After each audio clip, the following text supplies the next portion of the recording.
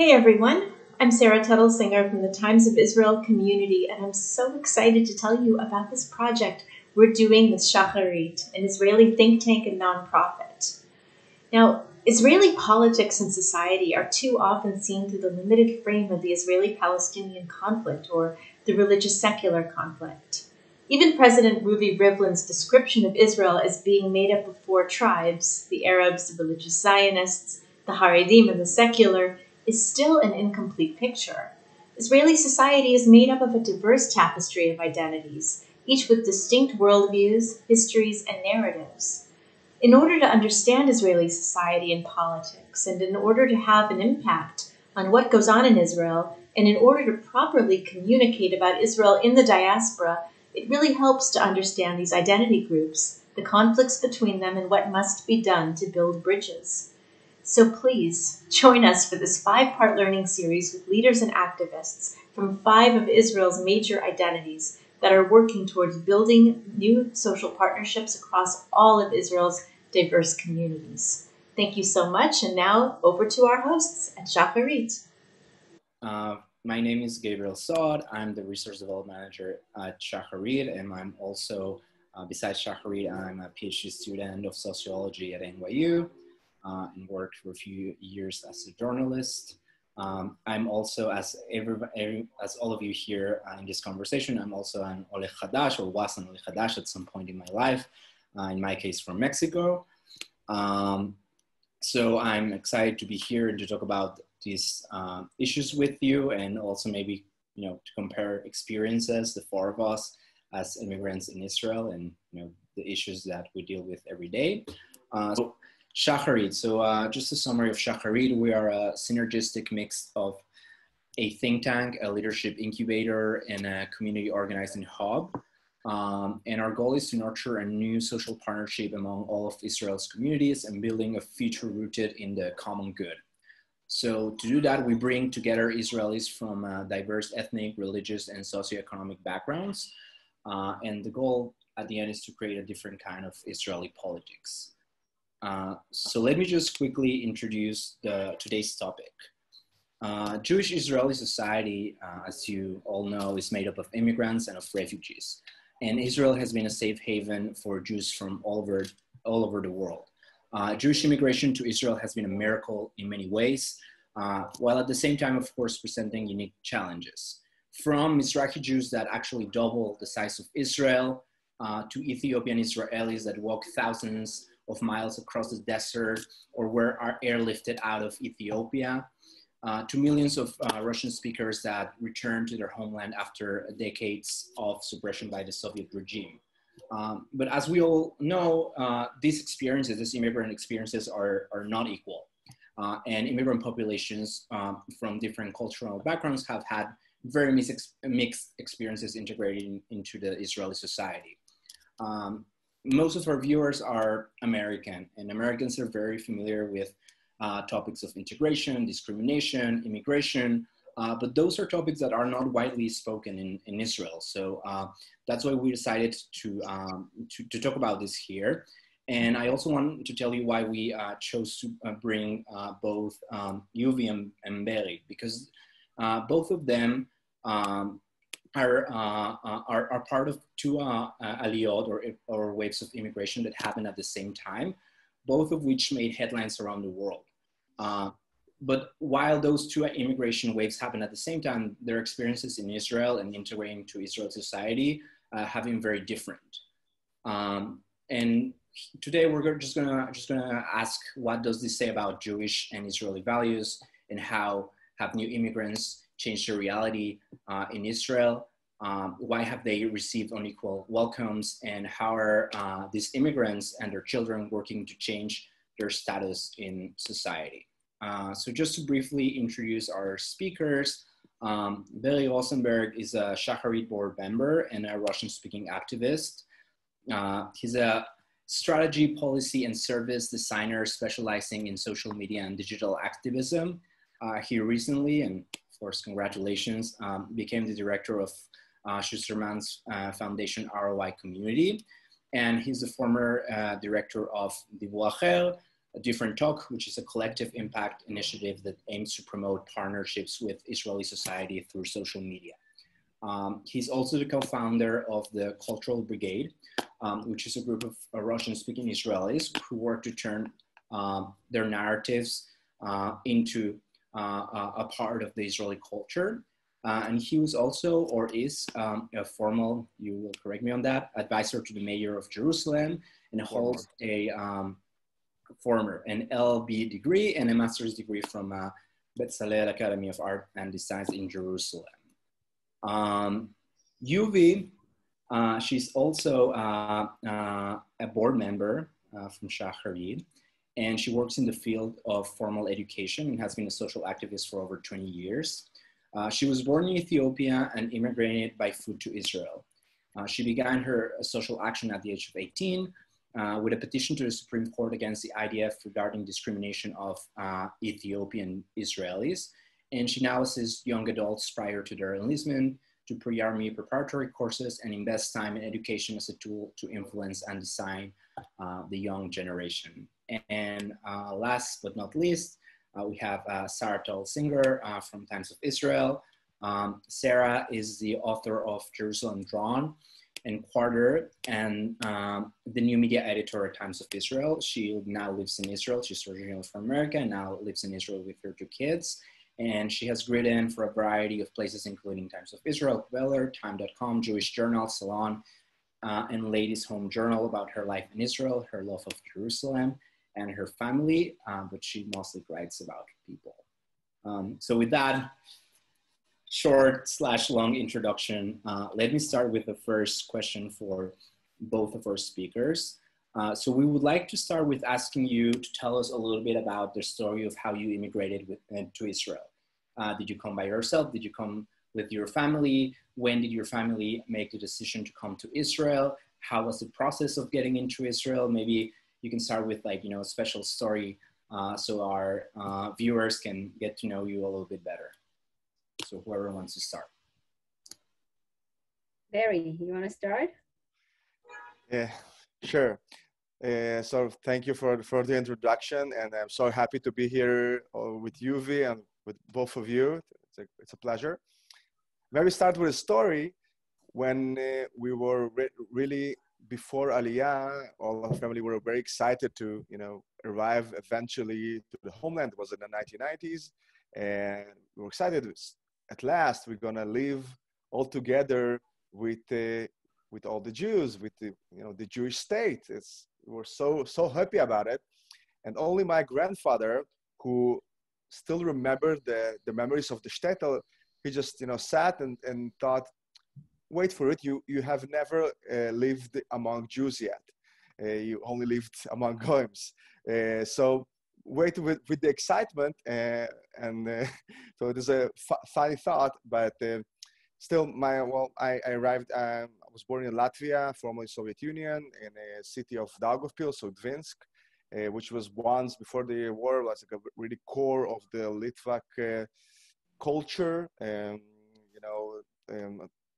Ora Sameach or rabbis like Rav Kook were there part of their time. So really a core of the Jewish culture in Eastern Central Europe. And fortunately, my family and myself were part of a really vivid Jewish community, although they went through the Holocaust, went through the Soviet repression, but still were really actually fighting to keep their Jewish culture and Jewish heritage. My mother and father were secretly married in a Jewish chuppah and made the ketubah, which is really, that was, and they were expecting time in jail if they were caught, and it was also the beginning of the 80s. For me, growing in the more late 80s in the Latvian and Soviet Union, with the beginning of what they called glasnost, the more openness to the world, I still have very funny videos of me singing, Tumba Lalaika and Yerushalayim Shel Zahav on the Jewish community theater, which is really only in the 80s was possible. Most of the time, Jews were really suppressed, were not allowed to have, to follow their religion or really to practice Judaism in a way, but still culture, it was really existed. So I was grown into that kind of community. And most of my family came here from my father's side during after the war, 48, or in the 70s, with the big, also not that big, but also big aliyah from the Soviet Union. And we came here in the 90s with the big wave, and I believe that we had we followed the footsteps of many olim at that time. My mother, my father worked very hard, to provide us and to build the home here. And I always laugh about it. I was like all the Russian-speaking Jews, and I was a good student. Although I'm disappointment to my mother that I'm not an engineer and not a doctor and even a lawyer, and I'm not really a lawyer, though I have a law degree. But still, I think I went fine. And I went to the army. I served almost 6 years as a company commander, really followed the footsteps, and follow my career, and studied. But as many other olim, I think only after I finished my, all the mass stops of the Israeli culture and society, I started to ask myself a couple of questions about my heritage, about my story, about the story of my family and the place I come. How come I don't see the stories of my grandfather who fought in the Second World War? How come I don't see the stories of the Russian-speaking Jews who survived the suppression of the Soviet regime? How we don't study about that? And of course, I think the most painful point where I think drew me to activism was my first, when I was actually going to get married with my wife, with Sivan, and followed to the doors of the rabbinate. And the first time I got really my Judaism questioned, and because I need to again to explain or to tell why I'm a Jew, or how do I need to prove that I'm Jewish again in order to get married in Israel. It's not enough that I'm with Aliyah, it's not enough my story, but I need to prove again before my marriage that I'm a Jew, and I need to, it's a court kind of procedure. And I think this was really painful for me, like why my country is really questioning my Judaism, questioning my heritage, questioning my story. And unconsciously, I think that drew me to activism at that time. And that year after that, I was also really struggling with the idea of this holiday called Novi God, the Russian New Year, which is like really the only not Communist Party related holiday. And in 2014, I wrote a post on Facebook when I felt really frustrated about how come this lovely celebration and holiday that I really like and really celebrating family and culture and not anyhow related to Christianity is something that Israelis really stigmatically related. And I wrote a post that explained what is this holiday, why it's so important to me, why it's not religious, why it's so important to Russian-speaking Israelis. And it's got viral, and many people really connected to that. And that same year, I met my future partner to activism, Alex Reef, and together we created our first social media campaign called Novi God Israeli, which really explained the holiday and really connected many Israelis to celebrate this holiday and to get to know about the Russian-speaking Jewry and about really my culture, my family. And later on, we created the Cultural Brigade, which is, again, organization. We want to talk about that. Yeah, in a second. Yeah, great. So this is like, maybe I talk too much. I can do that. No, John. I actually want to. Many of the things that you mentioned, we actually have questions about those things. No problem. We actually, in general, this is my story. I'm also a proud Jerusalemite, as you heard. I really love this city. Really connected to it. Really, I think I have the amazing privilege. I'm married to Sivan. We have 2 kids. Mai, who is she's 4, and Ido, who is 9 months old. That's why maybe my black eyes, and we're not sleeping yet that well. But really, I think what I told you before about, we were discussing that before, about the framing of our conversation. And I think really that not equal welcome, I think, first of all, I'm very proud to be Israeli. I'm really proud of my country and how it really made this miracles thing that really bringing the diaspora to this homeland after so many years. And I'm proud of my parents. I'm proud of my family and the families of other Olim who made this long way. You will tell you she walked here. This is like crazy. And after having said that, after being proud, I've been really part of this society. Now let's talk about how we can repair it, how we can really talk about our diversity, our deep diversity, and how this all mixture of cultures and perspectives and point of view can really still hold one whole story. How we can hold our diversity, hold our difference of culture, but still will be able to tell one Israeli and Jewish story. Especially we were talking about the Jews that live not in Israel, live in the diaspora or live outside Israel. It depends how you again frame it. But we need.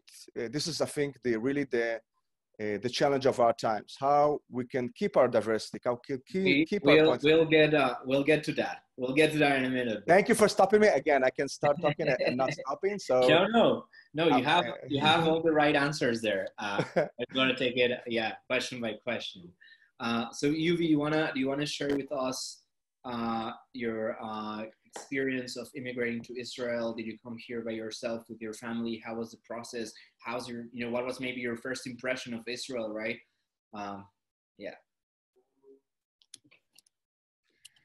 So I was born in Ethiopia, and we made Aliyah in the 80s, meaning we walked through Sudan.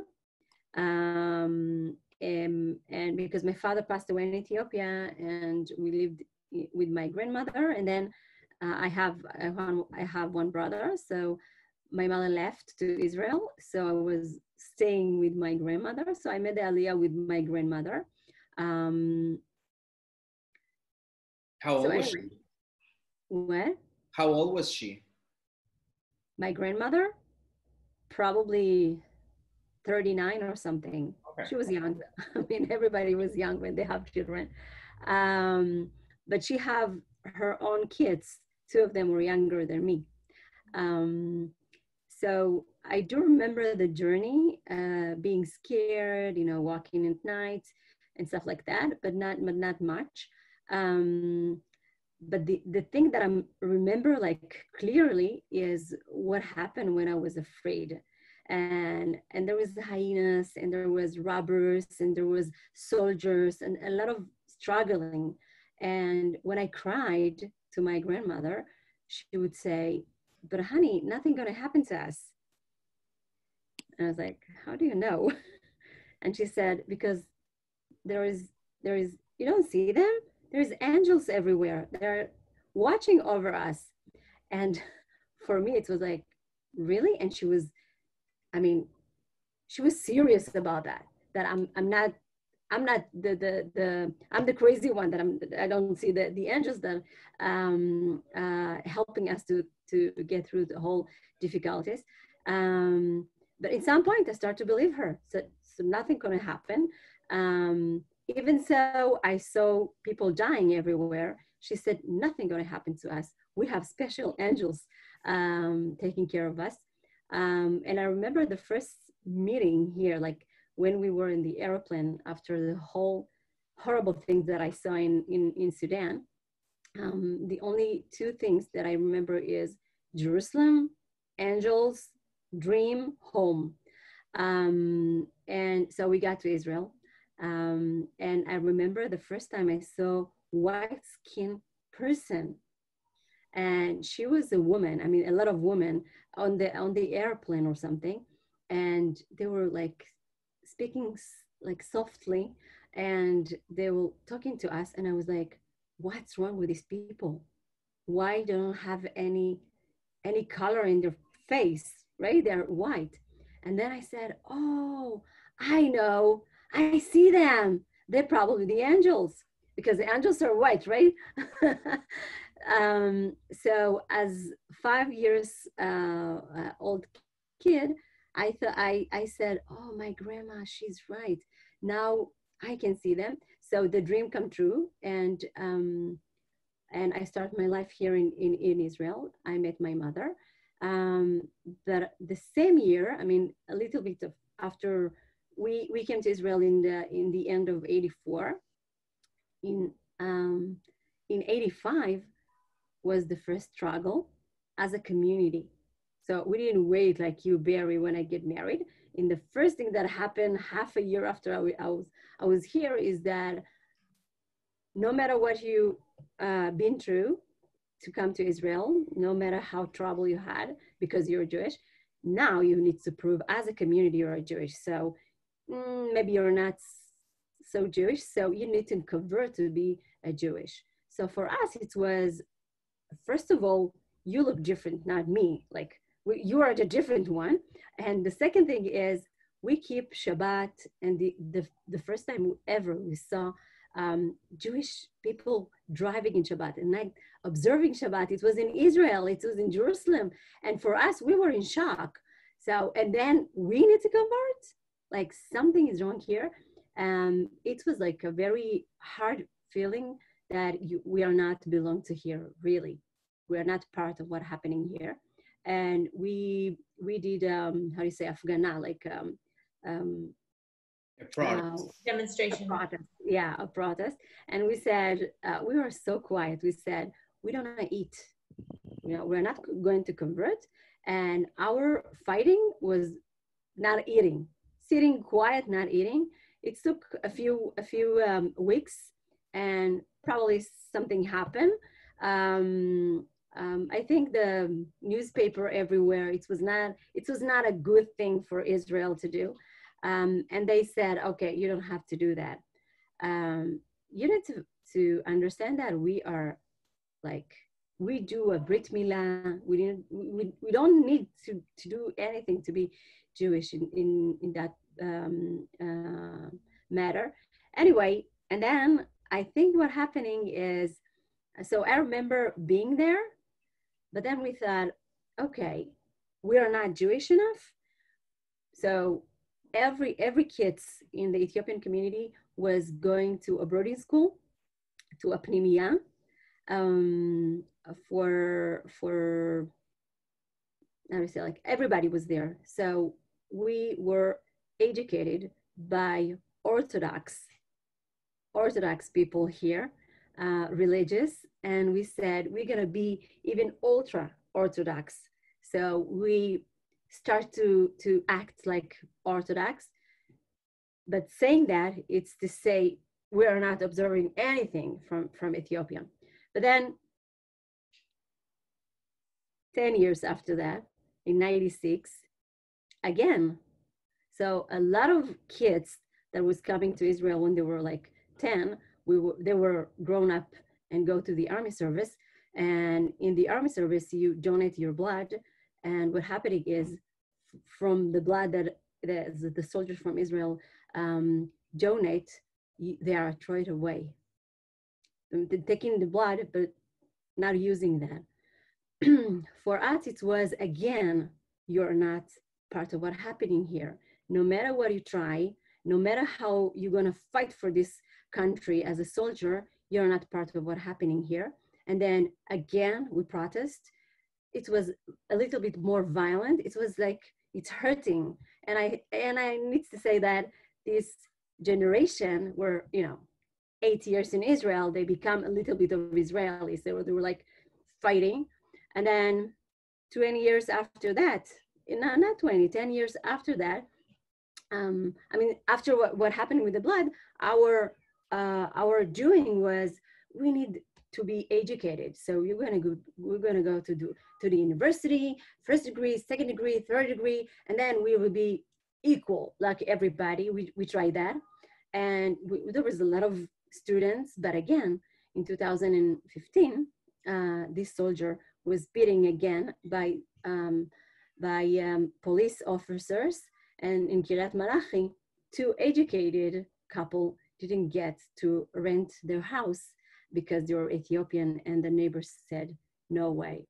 So this is the welcome. Like every 10 years, there is struggling to say, no, I want to be part of what's happening here. And like Barry, I'm struggling to say, I'm part of what's happening here. We need to change some things because things are not so well. And I have 4 kids. There are 2 of them teenagers, one of them dark skin, meaning like everywhere he goes, everybody knows he's from Ethiopia. And as a mother, I'm terrified. Terrified. He is 14, almost 15, and I'm not sleeping when he's out. Terrified. And he's a good kid, but it's not the question. He's dark skin in Israel, and it's terrifying. Again,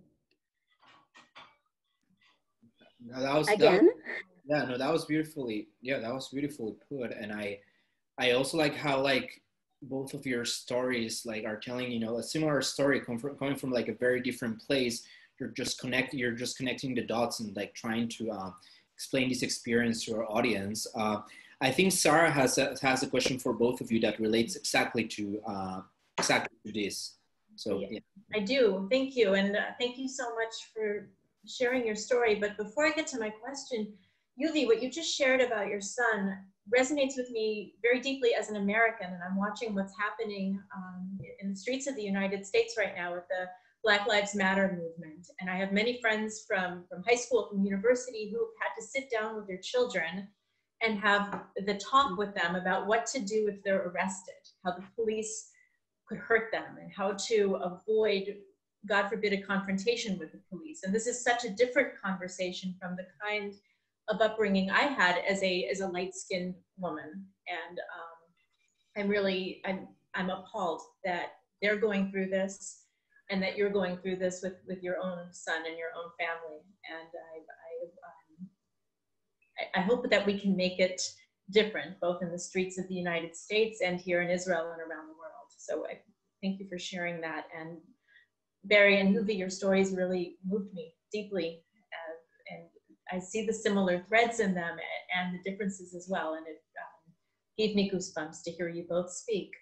So I have 2 questions, and I'll combine them. Has the Israeli government done enough to integrate your community and its stories and values and traditions and cultures? And as we look toward the new generation, toward our own children, I have 2 kids, a 10-year-old and a 12-year-old, and Barry and Yubi, you mentioned your kids. What do you wish the school systems specifically would do to teach more about your communities? So Barry, why don't we start with you? Okay, so first about the government. I think, first of all, I really don't, the framing of integration is also always does me like a stomach aches, because you always have the integrator and the one who needs to be integrated. So it's already put in some kind of a power structure between those things. I'm an Israeli, you know, just the first step I've done walking down the plane. So I don't want to feel that I need to be integrated. This is my country. This is my country as a Jew. This is my country as an Israeli. And so when I speak about that, I speak in that perspective. I'm entitled. I have also the privilege and the honor to shape the country the way I see it, and to take my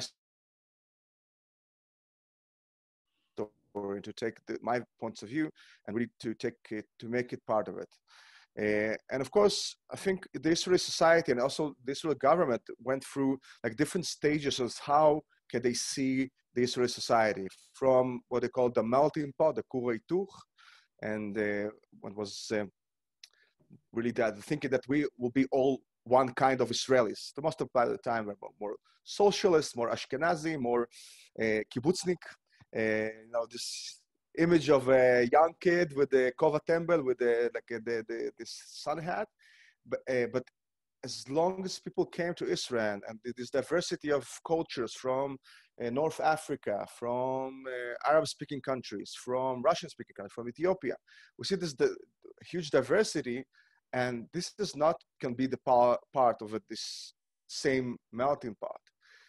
So I think melting pot was really a strong policy of the Israeli government, and now turned into a more multicultural kind of thinking, but really we would drive into a more like a tough identity politics, which each part of our identities want us to speak their mind, to be part of the story, but this clashes is really tough.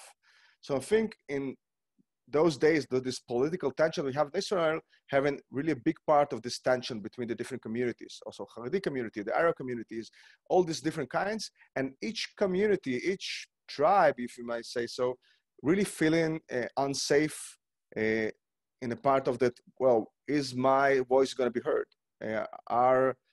Is my culture is going to be part of this Israeli story? So I think Israel done a lot, to really bring the Jews from all around the world and to be really one nation, one society. This is a really tough one. We are not even 100 years old, 72 years old, the country. We have a long way to go. But Am Yisrael לא מפחד מדרך ארוכה. So I think we are generally, though the times are tough, we are in the right way, because this voice is now being more heard than ever before.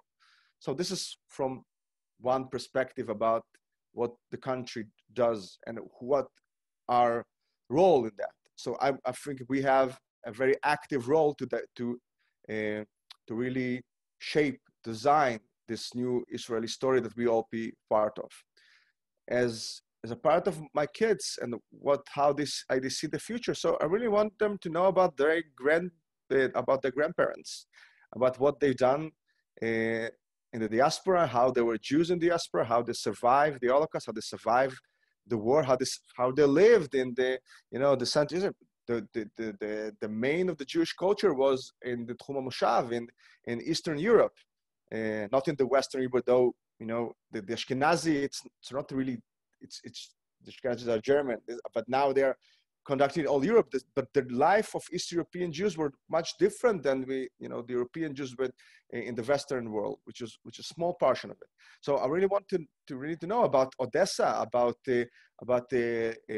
Vilnius, about all these places. I wanted to know about it, to hear about it, and also the story of my parents and also myself, and how we help to build the country, how we help and were part of building this story. And I want them to feel it seamlessly, and not only to hear about my grandparents. I want them to hear about Yuvi's story and about Yuvi's parents and about your parents and about your stories. So I want them to feel that really this diversity is really, really an asset, and that our points of view are really part of the same story. Also about people's story that are really different from the way I live, okay? The Haredi community live very different values and very different way of life that I do. But I really, it's really important that my kids will know how they live. And happily, again, I live in Jerusalem. My kids play with Haredi kids. It won't happen in many other places. So I'm really happy in that perspective that I live in Jerusalem, and they have my kids the opportunity to really play and to live and to see this diversity on the street and not only, on the school. So this is the future I really hope my kids will have. Barry, but wait, Yuvi, before you answer, I want to ask Barry a quick follow-up question. You told a great anecdote about your grandfather who had experienced the shtetl and says, just wait, you don't know what it's like to live amongst Jews. Is he still alive? And No. what do you think he would say about the life your children have now, as you described them playing with different kids across the religious spectrum, the Jewish religious spectrum? I think you wouldn't believe this miracle of his grandchildren speaking Hebrew, walking to synagogue with Yom Kippur. It's a miracle. This is amazing. You wouldn't believe. his name was Israel Rosenberg. He lived all his life with this name in a very anti-Semitic place. They were, I think, the last Jewish family on his village that he lived in. I remember as a child, there was no running water in his village. Like we actually going to the well to take water, and it's crazy. So I think he'll feel that very well. He made Aliyah and unfortunately died half year after from cancer, unfortunately. And he spoke Yiddish all his life. It was like really, it was. Anyhow, I think he'll be amazed. He will be like, "Whoa! I couldn't imagine that my grandkids will have a life like that." And I think he'll be thrilled. And again, we have a long way to go, but I think he probably will say the same thing about living with Jews. We still have a lot of opinions. We still have free synagogues for every 2 Jews, and etc. etc. But still. I think nobody could ever, he will have trouble to imagine of his grandkids and his grandkids living in this amazing Jewish state and with all this trouble. Hope I answered that. Thanks. Yuvi, I'd love to hear your take on the question.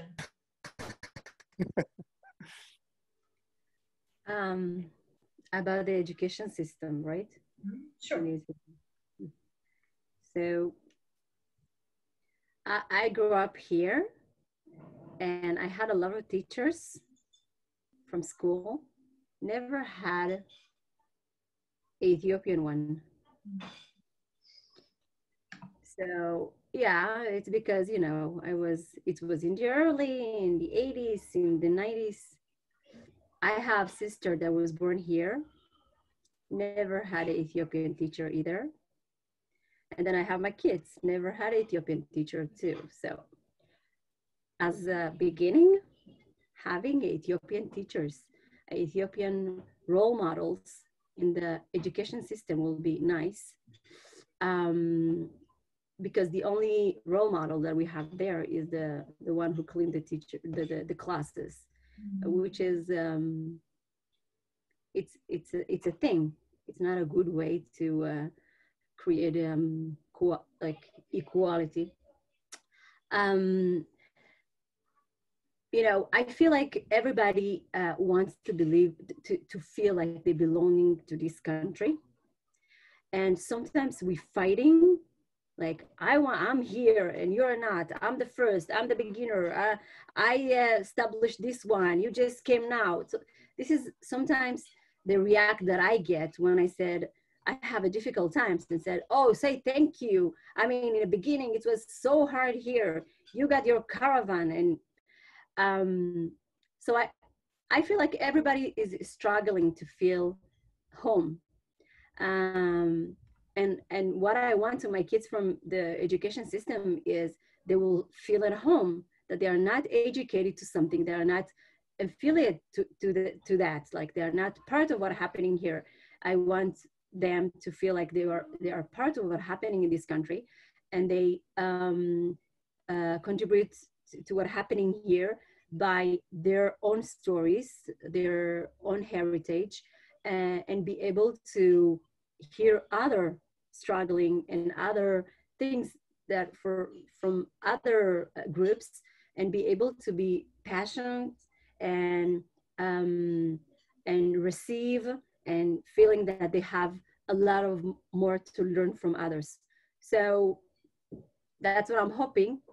It's not yet happening, but this is my hope. That's beautiful hope. Yeah. Right on.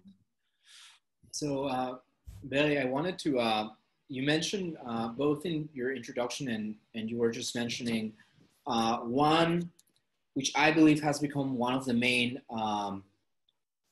points of tension in both Israeli politics and society, especially in the past years, which is the breach or the gap between the leadership, as I see it, of the Haredi community and the leadership of the Russian-speaking community in Israel.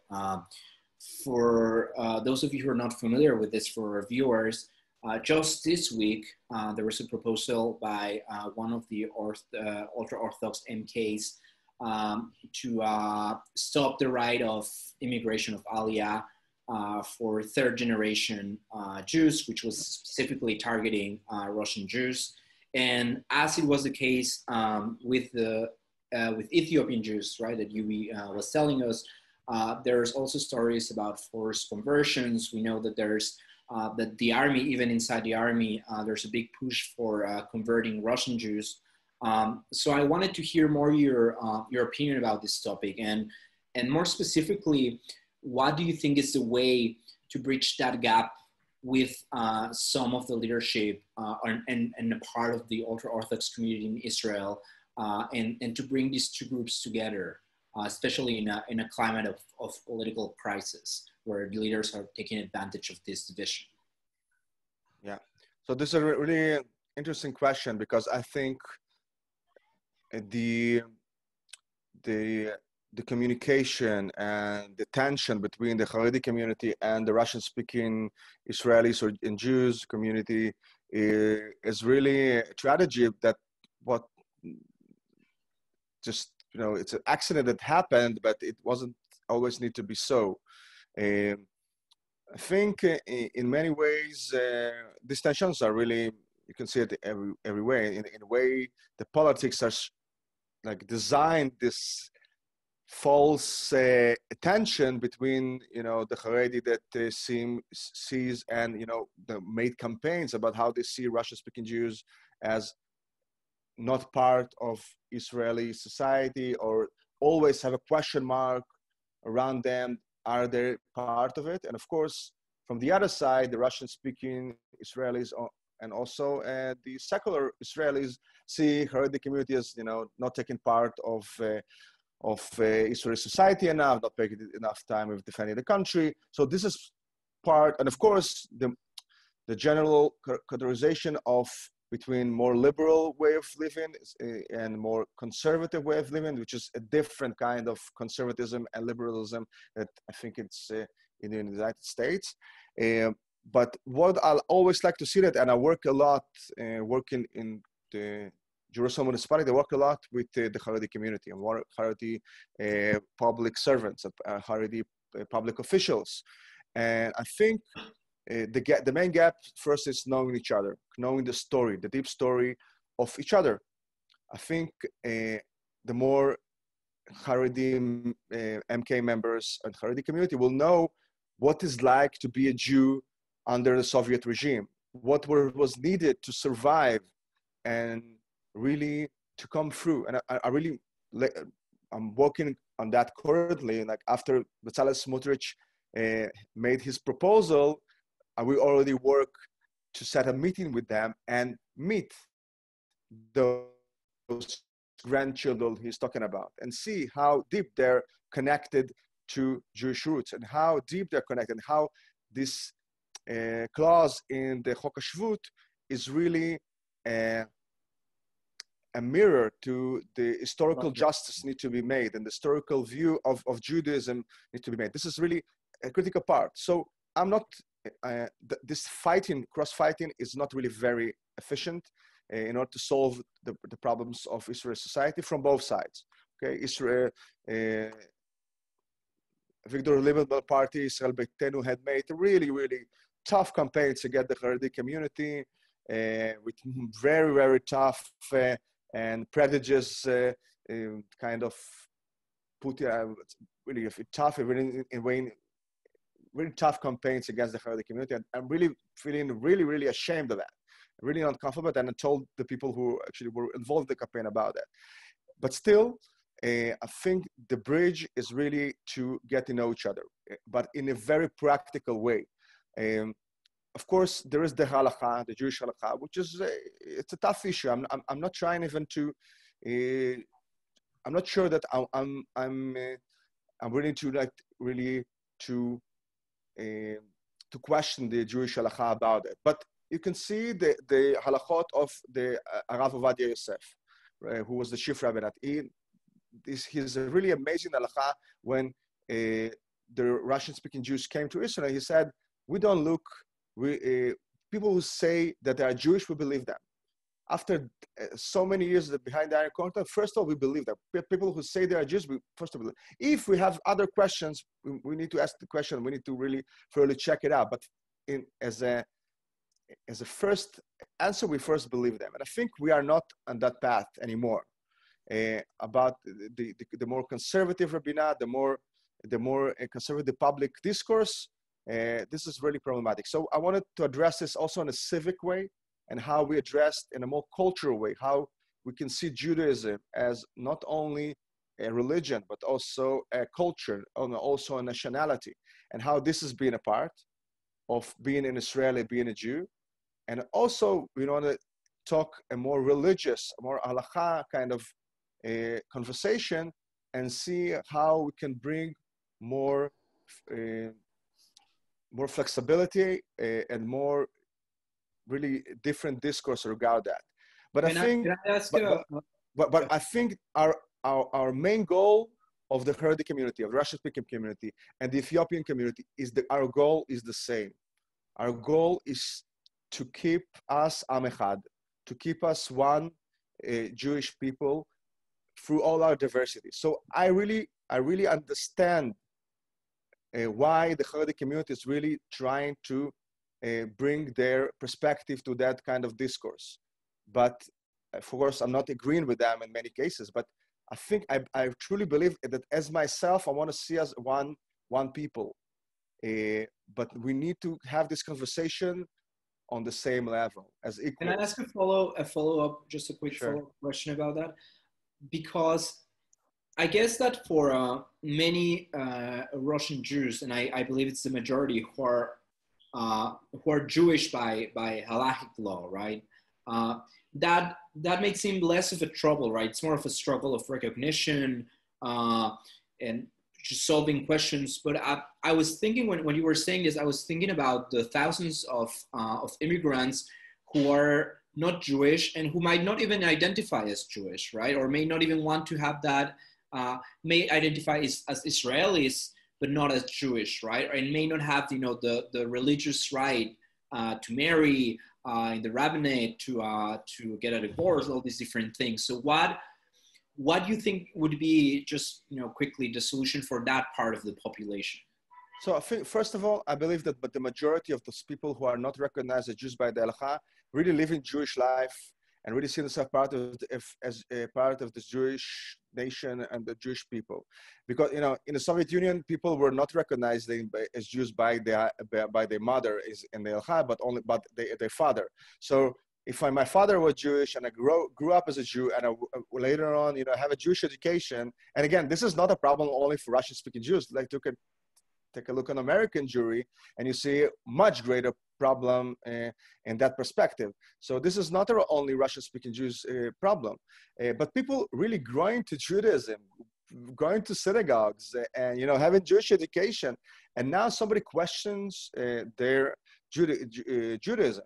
And people are really, I have a lot of friends that are going to the army, and somebody says, oh, you need to join this native course, which is do this conversions. So why?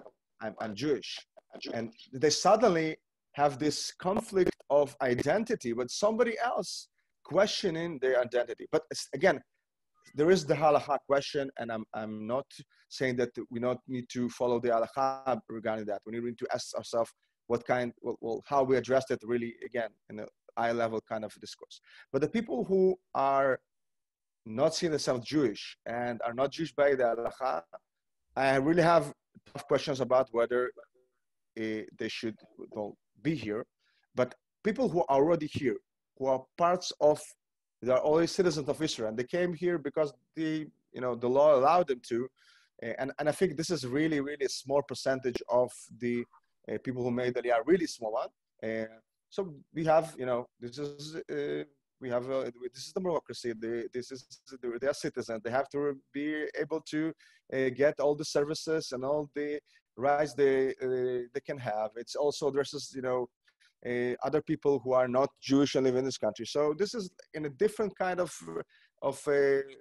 of discourse that this is regarding about Israel being a democracy, and everyone have the right, to get married, to get buried, and stuff like that.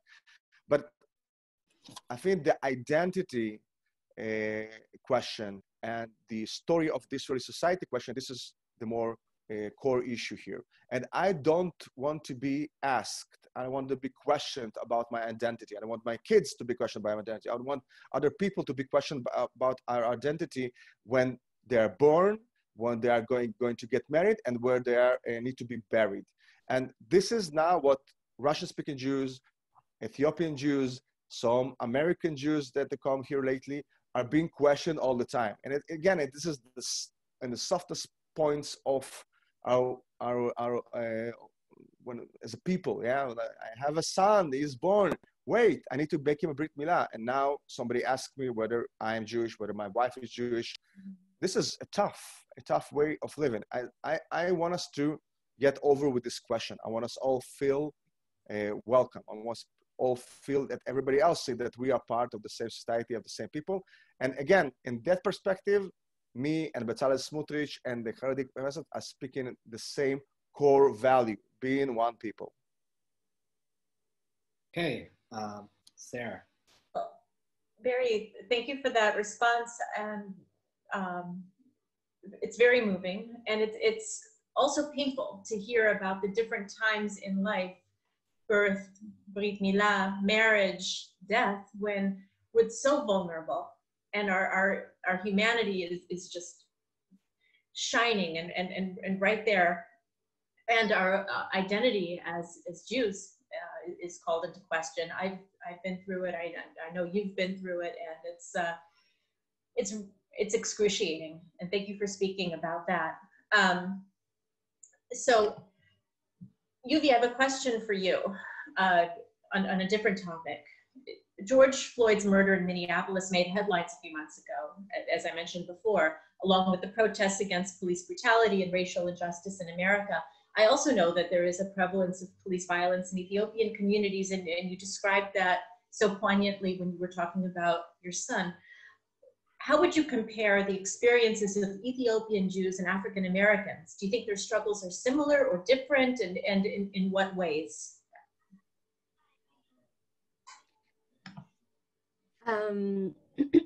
When in the beginning, when we come to Israel, like I said, we want to feel part of what's happening here. And when we didn't have anyone to look after, like to admire, not lawyers, not teachers, not Knesset members, so we were ashamed of our heritage.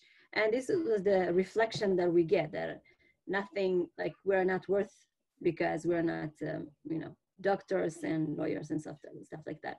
So back in the 80s and in the 90s, a lot of teenagers start to look for people that are dark skinned and have a good life. They're like feminists and superstars. And a lot of the Ethiopian kids go to rap and reggae, and I mean, they want to feel like these people, they want to be proud of something. And it was interesting. It was only the dark skin, and every time that we have this slap that you are not part of what's happening, you're not Jewish, and your blood is not good enough, I think we were held to that thing that what's the difference between me and you? Like, we came to Israel because this is our home. We have the same history. We keep Shabbat. We have the same Bible stories and dream about Jerusalem and stuff like that. But then we are not the same when it's when we come together. We are not the same. So that's interesting. But what I'm thinking is, back then in the 90s, I was finishing my teenagerness. I was going to the army service, and I was thinking, reggae, it's not mine. Rap is not mine. Like, I couldn't say what it is, but it was, this is not the same story, okay? I mean, these people, American people that didn't come to America, the African Americans didn't come voluntarily to America. They were brought there by force. I mean, I did the journey, I did the act. I was like, I want to come here. So it's a huge difference to begin with. But then after 3 decades living here, and in the beginning it was, you're not Jewish enough. So there was a lot of people that go to be Orthodox, like in the Israeli way, in the Rabbanut way. And we said not to our parents, and then the blood, like I said, and then, oh, well, I'm in the army service and still not being part of what's happening. And then I'm educated. And so in some point you said, so what's the hell? What's the difference? Why it's not happening? Why I'm not being part of what's happening here?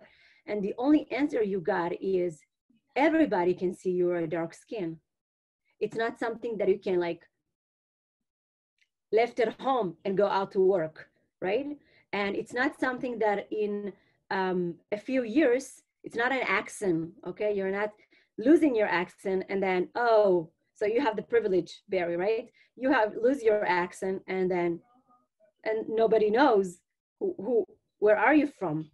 So it's a thing, because everywhere we go, the first thing people see, it's our dark skin. We came from Ethiopia. We were born to a parents that came from Ethiopia, and that's the only thing. And and it's make a lot of difficulty because we are noticed. Like, people notice us immediately.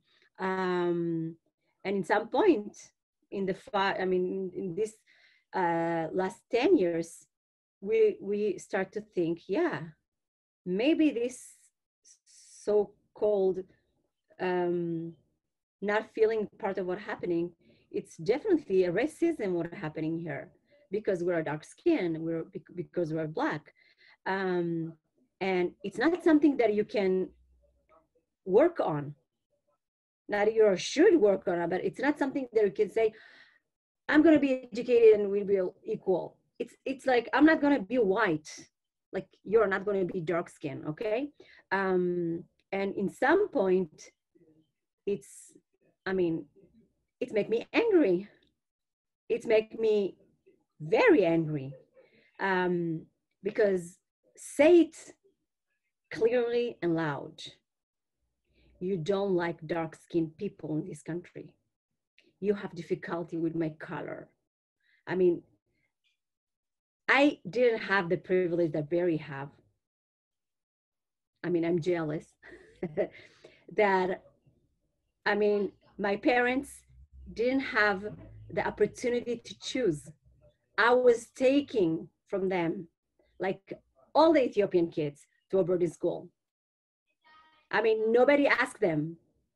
I don't have one friend that came from Ethiopia in the 80s and grew up with his parents. You know, how is that to grow somewhere else, learning a new thing, a new culture, and not be able to speak with your parents the language? So we get back after 10 years, 15 years, you can't speak with them anymore. So, and it's not something that my parents could say, it's a matter of time. There was a lot of intervention, התערבות, how do you say, like intervention, happening to my family. Like, a lot of things happen to my family, not because they want that, because people do that for them, okay? Because the at school, they don't get the kids, and they said, no, we don't have any, we are full. We don't have any we don't want Ethiopian kids. So it's not something that we can say, it's a matter of hard work, because it's not. Let's face it. And I think one thing in the beginning that we should say is, let's face it, you have problem with my color. Yeah. And then we can work or what will happen with that thing.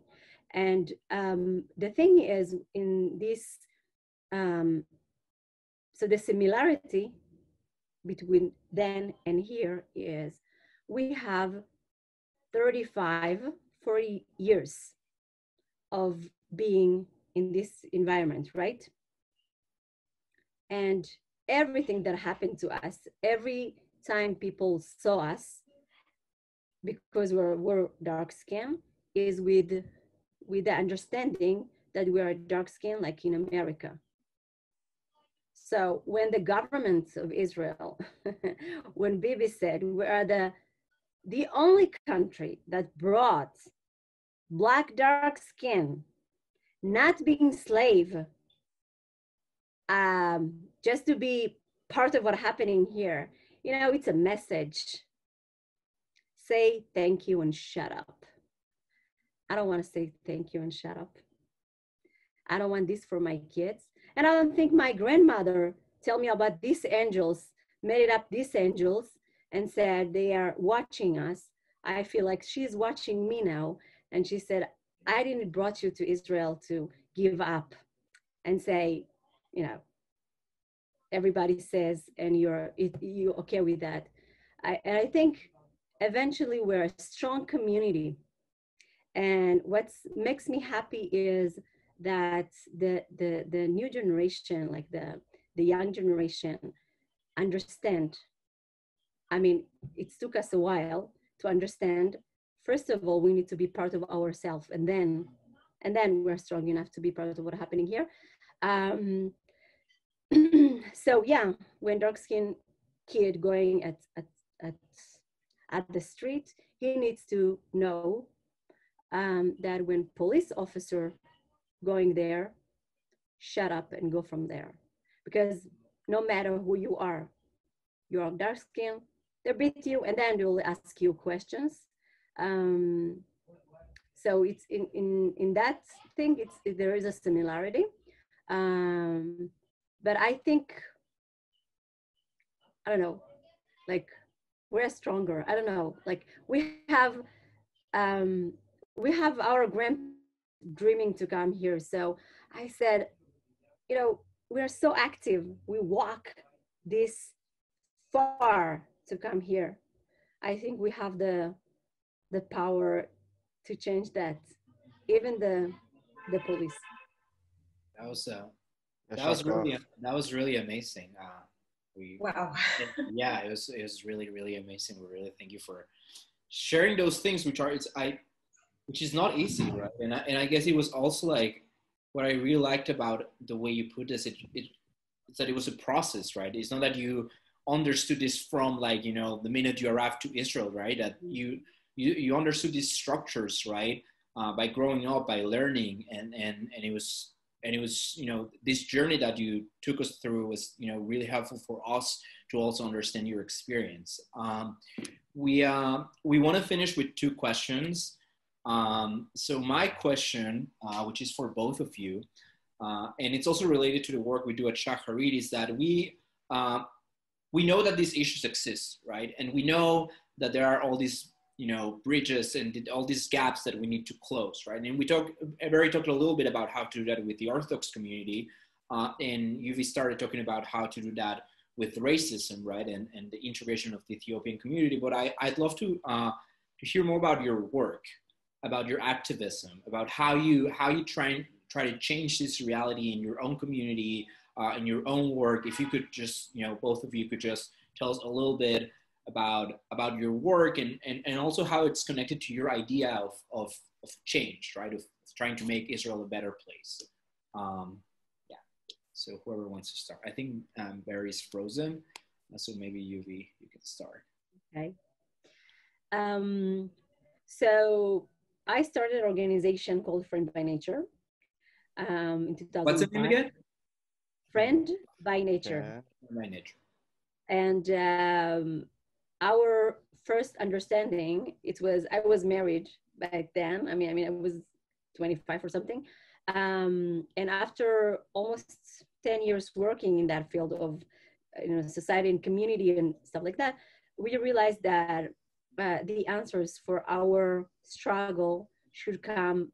I mean, the answer is in us. I mean, we need to do some action and not really believe that somebody else who in charge of our welcoming to do that. So in that point, we said, we realized that we brought, like, we're all the Ethiopian community live in the same places, like in probably 50 neighborhoods around Israel, in 20 cities, in the same areas that was bad areas, challenging areas before we got there. And the narrative of these neighborhoods is the one who succeed go out from this neighborhood, who stays, the one who didn't succeed. The thing is, everybody wants to help, but this is the narrative. People want people from the neighborhood thinking, and people from out the neighborhood thinking. If I grew up in Ashkelon, for example, in Shikun Gimel, and I managed to go from there and hire a place out of there, so it's a big succeed. But then we realized that if the one who succeed because they good with, with the army, and they're good with learning, and they have a better job, and they go out from the neighborhood, and the one who stayed is more than one who leave. It's only 2% that can leave. 98% stays, but with the state of mind, they're losers. And sometimes they didn't succeed with their life. Well, it's really dangerous because there are teenagers in this neighborhood and kids in this neighborhood, and the role model they see, it's not the one who succeed because they are not there. So in 2005, we said, me and my friends, we should go back in these neighborhoods and, create, first of all, a different role model, and then to understand the narrative and change the narrative, because it's not bad to live in the Ethiopian community. It's not. So we start living in the neighborhood. We send our kids to school, and we figure out the whole struggle that I mentioned before. So we saw there is no teachers, like I said. So what we do is giving them the adults, the one who was born in Ethiopia, grew up in Ethiopia, have kids in Ethiopia, meaning my grandparents and my parents' age, giving them the opportunity to lead again, because they did that 40 years ago. They lead everything in their life in Ethiopia. They managed to lead their family, to live there, to survive, to grow up their kids and everything. And we give them the opportunity to do so by creating an environment that are the best of. What I mean is, if I give them a computer and said, teach your kids computer, it's not going to work. They don't know how to use that, math and stuff like that. But raising food, organic food, whoa, they are the best. So we provide a field and said, you want to grow food, and they grow food, and they do that so well, and they grow that with a very healthy way. And they really provide their families food. And because it's organic, we brought people like you that probably want to learn the way to do so, and to teach from them. In the first time in these kids' grandchildren life, they see you guys, light-skinned people, coming, and the teacher is their grandfather. So it's amazing how much impact this meeting do. So we create more and more environments that we invite all the Israeli society to learn, because we have a lot to teach you through stories, through what is good to eat when, through everything. Like, we can teach a lot of things to make kaveret, how do you say kaveret in English? Like a hive, right? Exactly. Hive. Yeah, exactly. To see at the sky and see it's going to be rain today or not. So this is a lot of skills, knowledge, and we offer everybody to come to learn. But the first clients is the grandchildren and the children. So no teachers, we create teachers. No role models, we create role models. And we started in Gidera, but we copied a model for other cities. And my dream is like every neighborhood like that will be a place that everybody wants to live there.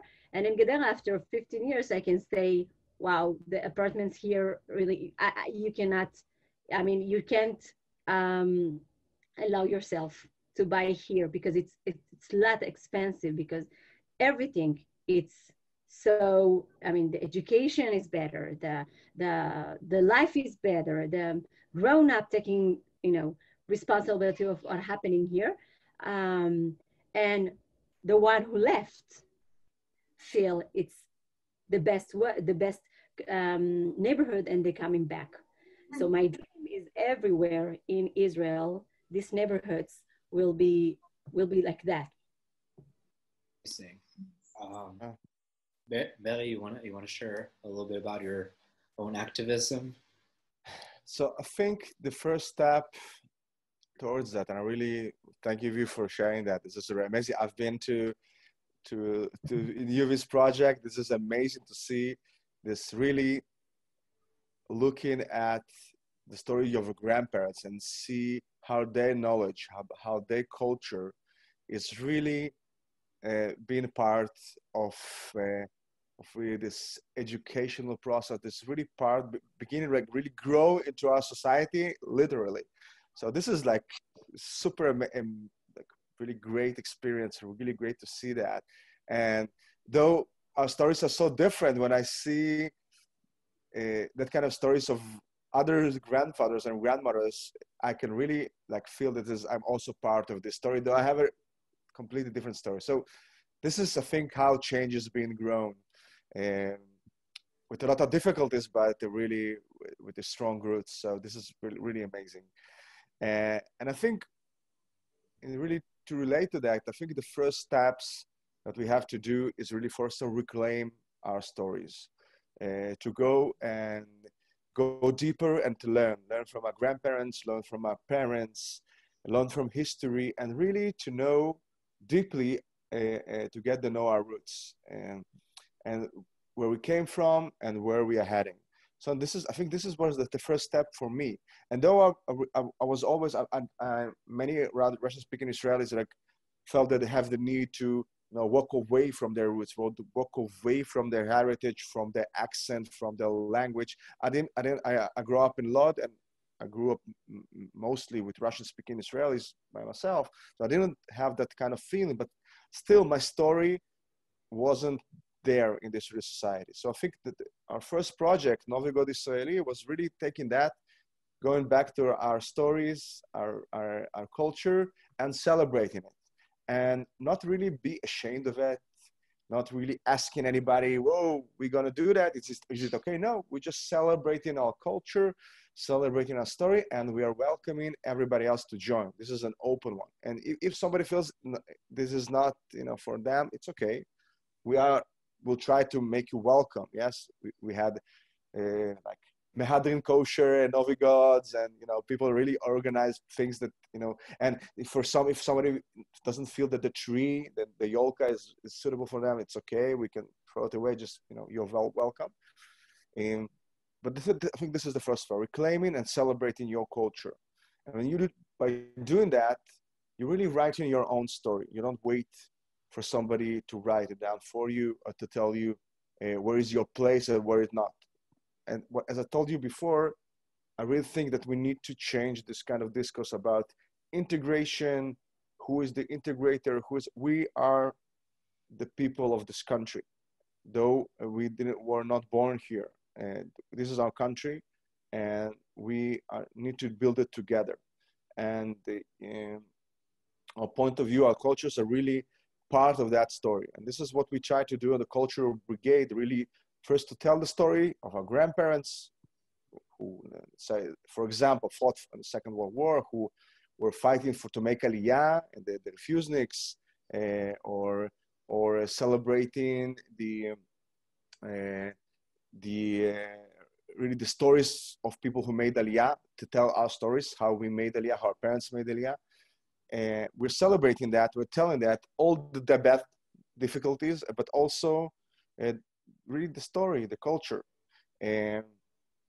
So this is in a more like a cultural way, but alongside with the culture, I think there is a big place for a political act, for a new kind of politics and discourse, which sees the story of Yuvi and my story and Sarah's story and your story and the Haredi stories and their way of life, their point of view, their ideology, their perspective and beliefs, and not trying to make them fight for attention, fight for resources, but really find this connecting line of what can we build together. And again, we can be separate in many ways and have differences. And I'm not expecting for myself to really throw away my ideology or beliefs, and also not expecting from the Haredim or the Arabs or anybody else to throw away their beliefs or way of life. But we still have to find this mutual story. So I think for us to build a stronger culture, I think this is really the challenge of our lifetime. And of course, this is also a challenge about the Jewish world, how we can really connect those bridges, especially with this very complex political environment all around the world.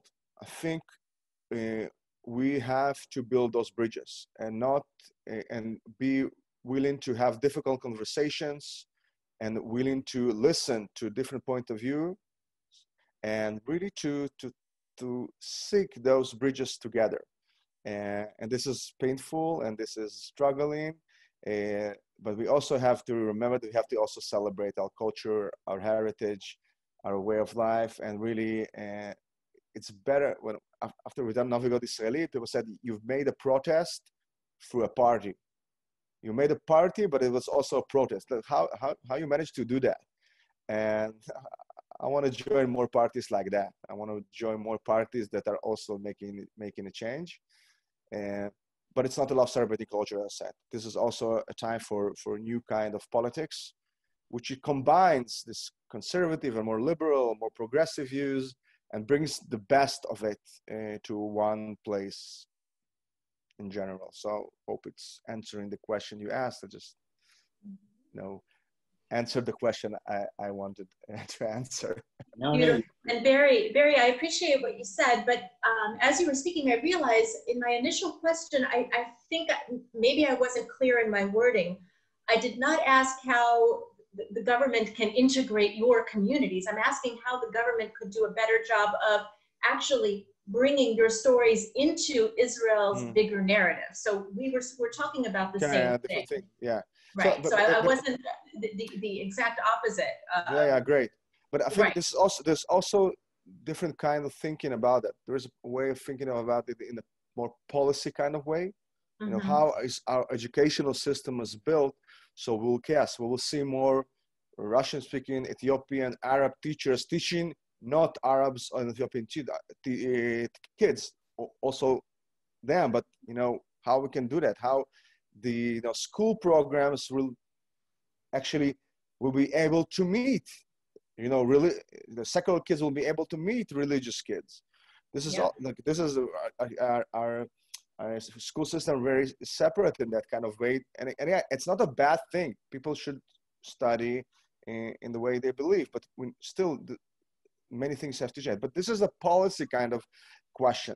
The second question about the politics, and the politics is a much different question. I think we have a lot of things to do in the policy side in every government agency almost, but we also have to do it like from the head, from policy. I think many things change, and I think we have many politicians who, and though again, we are in a very tough environment right now in Israel and all around the world, but I think we need to find those partners who can, bridge the divide and really create a new kind of political culture here in Israel and maybe around the world.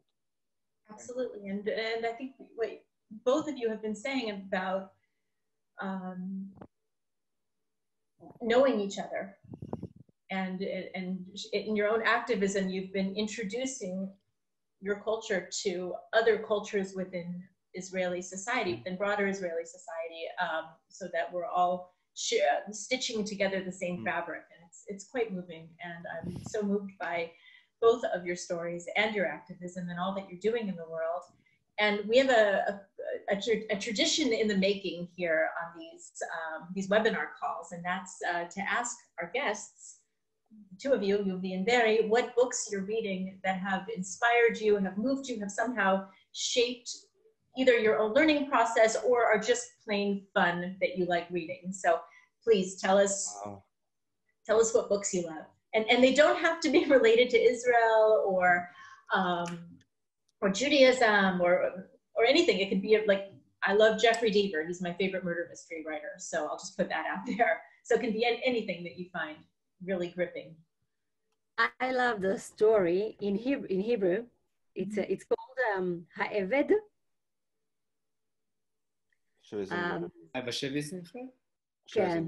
Bashevis Zinger. I don't know how to translate it in English. It's called the slave. Yeah, but it's like he's the slave of God. I think that's the idea of this. But I was reading this story because I had to at school, and I was amazed by that.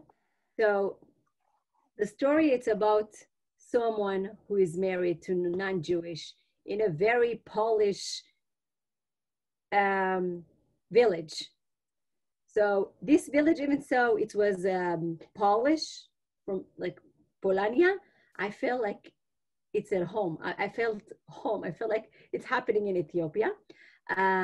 So every community could be my home. That was the first thing that they speaking about some place else, and I felt home. And the second thing is this hero of this story. He's married to a non-Jewish, and she's like not talking because she don't want anybody to understand, and she's asking the whole questions because she's not from the community. She's not from the Jewish community, so she didn't raised by that. So she's asking, like, we call that she'elot tam, like a very simple questions, but it's a very deep questions. And she makes her husband to teach her the Talmud, the Torah, which women never learned.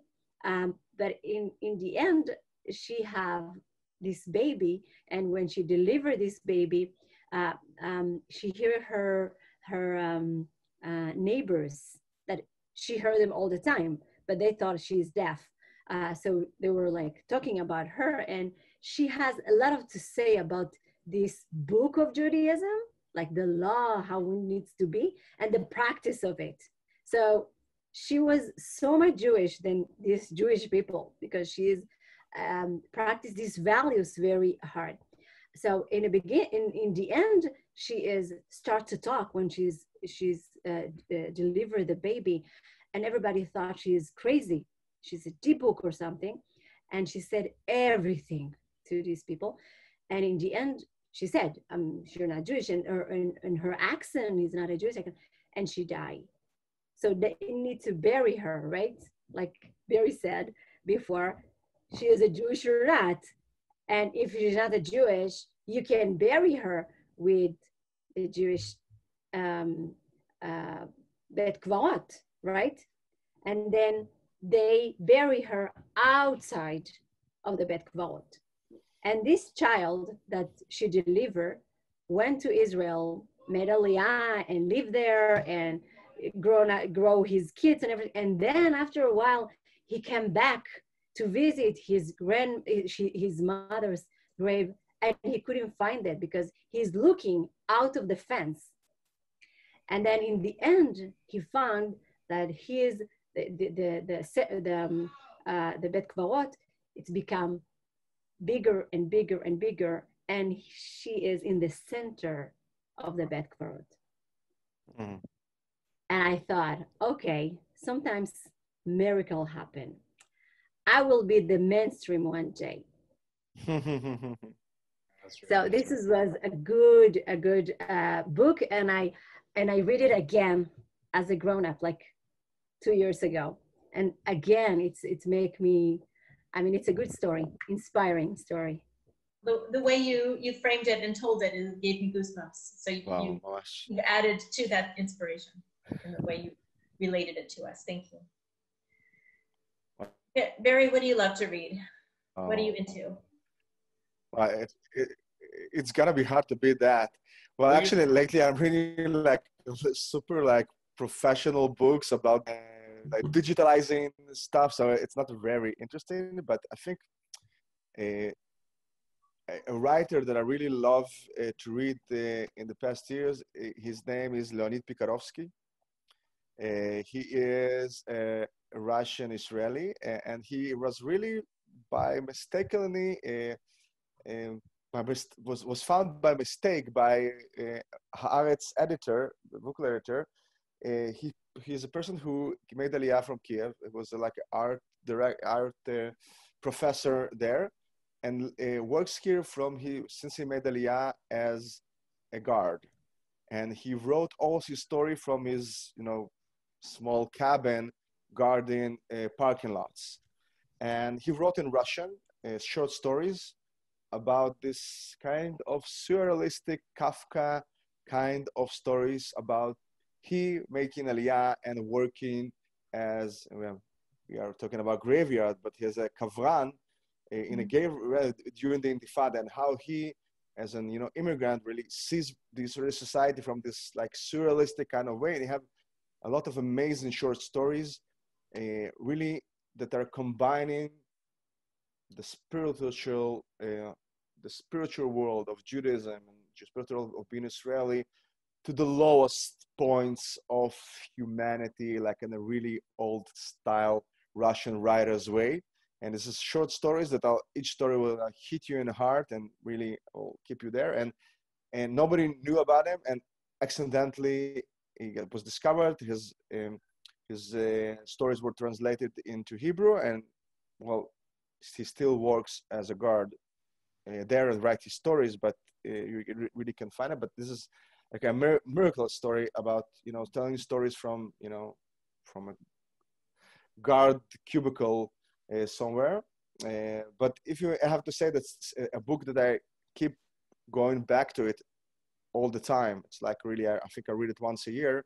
It's The Devil and the Margarita of Bulgakov. And this is like, I think, the most amazing book, art piece ever written for me, better than Shakespeare, better than whatever. This is like taking the most surrealistic story of the Soviet regime to this religion story and combine it all together to really like huge masterpiece, huge like narrative, and really talking about humanity, about what people are able to do and what people are able to think, and how you can break out of these chains through art, through stories, through against all odds. And really, I just find a new book each time I read it. This is also really interesting for me. But this is like the classics of all time, so that it was maybe a cliche for Russian speaking talking about this book and whatever. But please read it if you haven't read it before. And thank you. These are great recommendations. Thank you. So this is the end of our great conversation. Really glad you came, and this was really fascinating. From me, and of course also from Sarah. I mean, Sarah, you can say something if you want, but yeah, so thank you very much. It was great. Thank you. Thanks, Barry and you. Appreciate your time and your stories.